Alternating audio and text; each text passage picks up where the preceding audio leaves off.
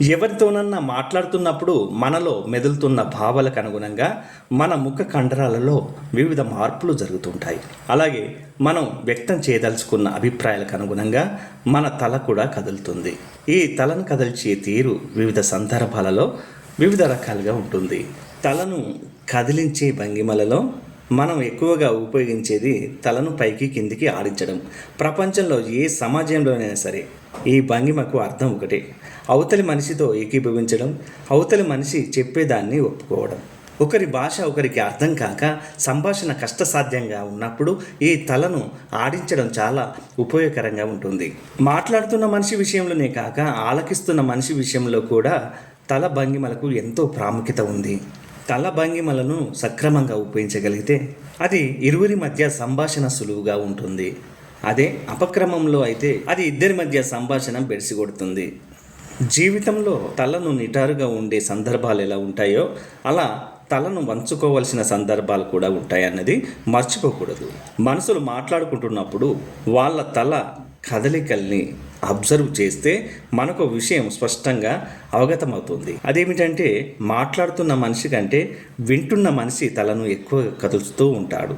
టీవీలో ఎవరన్నా ఇంటర్వ్యూ చేస్తున్నప్పుడు గమనించండి, ఇంటర్వ్యూ చేయబడుతున్న మనిషి కంటే ఇంటర్వ్యూ చేస్తున్న మనిషి తలను ఎక్కువగా ఊపుతుంటాడు. అలా చేయడం వల్ల ఇంటర్వ్యూ చేయబడుతున్న మనిషి హృదయాన్ని విప్పి స్వేచ్ఛగా మాట్లాడే అవకాశాన్ని ఇచ్చినట్టు అవుతుంది. తలను ఊపడాన్ని మనం రకరకాలుగా ఉపయోగాల కోసం చేస్తూ ఉంటాము. మన దృక్పథాన్ని తెలియజేయడం కోసం, భాషకు బదులుగా మనం చెప్పే విషయానికి సపోర్టింగ్గాను ఈ రకంగా మాట్లాడే మనిషి తలను సరిగ్గా ఉపయోగించకపోతే ఆ భంగిమ అతను మాట్లాడే మాటలకు వ్యతిరేక అర్థాన్ని స్ఫురింపజేసే అవకాశం ఉంది. వింటున్న మనిషి ఎదుటి వ్యక్తి నోటితో చెప్పే మాటల కంటే అతని తల చెప్పే అర్థాలనే ఎక్కువగా విశ్వసిస్తాడు. మాట్లాడుతున్నప్పుడు ముఖాన్ని బాగా పైకి ఎత్తి తలను కొద్దిగా వెనక్కి వంచితే ఇది అతడిలోని పొగరుబోతుతనాన్ని, ఎదుటి వాళ్లను లెక్క చేయని దుడుకుతత్వాన్ని తెలియజేస్తుంది.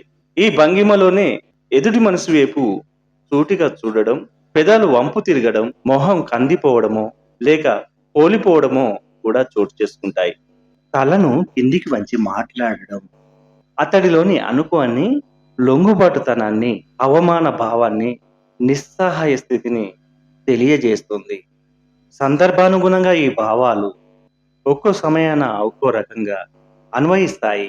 అదే సమయాన అతని స్వరం వనకడము, అతను నిదానంగా మాట్లాడడము, శరీరము కుంచుకుపోవడము, చూపులు కలవకుండా మాట్లాడడం ఇలాంటివి ఉంటాయి. అంతేకాకుండా ఈ సమయాన అతను తను వ్యక్తం చేయాలనుకుంటున్న భావాలను నొక్కి చెప్పదలుచుకున్నాడని వ్యక్తమవుతుంది.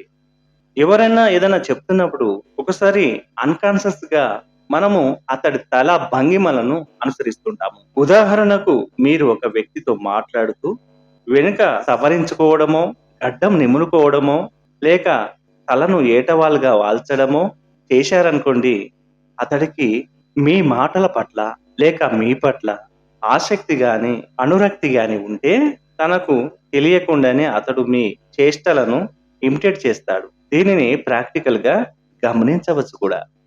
ఆంతరంగిక విషయాలు మాట్లాడుకుంటున్నప్పుడు వినే మనిషి తన తలను మాట్లాడుతున్న మనిషి తల దగ్గరికి జరుపుతాడు.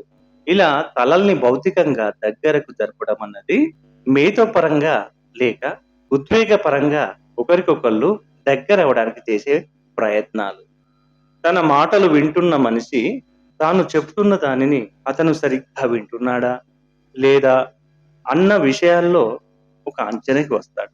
తాను చెప్తున్నది సరిగ్గా వింటున్నాడా లేదా అన్నది తెలుసుకోవడం కోసం అప్పుడప్పుడు కళ్ళ చివర్ల నుంచి వింటున్న వ్యక్తి వైపు ఓరగా చూస్తుంటాడు. అలా కళ్ళ చివర్ల నుంచి అధికంగా చూస్తున్నట్టయితే అతను సందేహిస్తున్న భావన అయితే కలుగుతుంది. ఒక వ్యక్తి ఎదురు పడినప్పుడు అతడిని గుర్తుపట్టేందుకు సూచనగా పురుషుడు తలను పైకి కిందికి చిన్నగా ఆడిస్తాడు. అదే స్త్రీ అయితే తలను స్వల్పంగా పక్కకు వాల్చి చూస్తుంది. అవతలి వ్యక్తి ఇటు రమ్మని చెప్పడానికి తలను పైకి కిందికి ఆడిస్తాడు. సాధారణ పరిస్థితుల్లో ఇలా ఆడించడం ఒక్కసారి మాత్రమే జరుగుతుంది. కానీ అర్జెంటుగా రమ్మని చెప్పడానికి తలను పైకి కిందికి వేగంగా కొన్నిసార్లు ఆడిస్తాం. వద్దు అని చెప్పదలుచుకున్నప్పుడు తలను అడ్డంగా ఊపుతాము. చిన్నగా కన్ను మీటుతూ తలను ఒక చిన్న కుదుపుతో కిందికి వాల్చుతూ మన ఇద్దరం ఒకటి అన్నట్లుగా, ఇది మన ఇద్దరికి మధ్య రహస్యం అన్నట్లుగా అవతలి వ్యక్తికి చెప్పవద్దు అన్నట్లు సూచిస్తుంది. తల భంగిమలు మన దృక్పథాన్ని తెలియజేస్తాయి.